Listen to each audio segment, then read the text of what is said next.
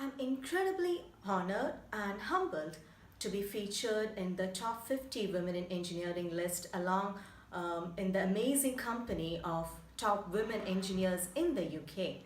Uh, it is a matter of pride for me personally to be on this list, but rather I'm very humbled to be representing the Department of Engineering and University of Cambridge among these incredible people.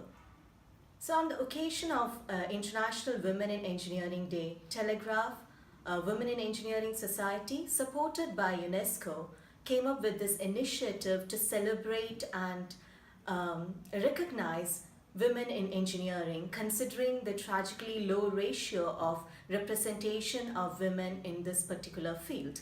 So, this is mainly aimed at supporting women in this field and thereby inspiring more and more young girls to take up engineering.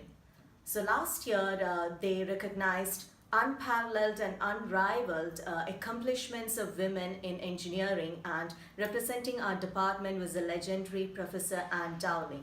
So this year they decided to focus more on younger women under 35, and out of 500 plus nominations, they were looking for people who have done incredible things to promote women in engineering and support young girls into this field, and who have overcome obstacles as well as worked with educators to promote and support women in engineering.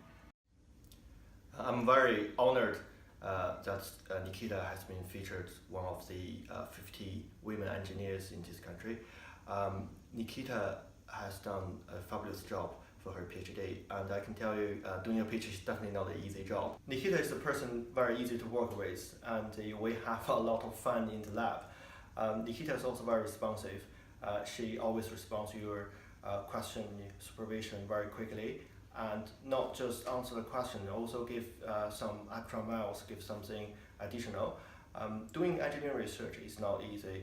We require novelties, we require students to have do original investigation, and Nikita has done that very well, and she found out a lot of novel topics in her research subject, and she can also not just identify that novelty and make the real contribution input, and eventually I believe that will impact our society.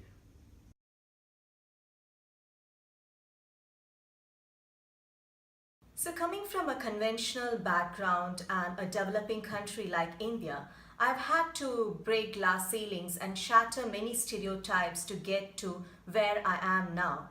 So the biggest inspiration in my life has been my mother, because she is one of the most incredible women I have seen, who is amazingly talented, but she couldn't pursue doing a PhD, or like living a life that she wanted to, and that was the biggest motivation in my life, to not succumb to circumstances. And I firmly believe that whatever be your gender, your social, economic, political backgrounds, you should find your way, and if you work your way, if there is a will to do that, there is going to be a way.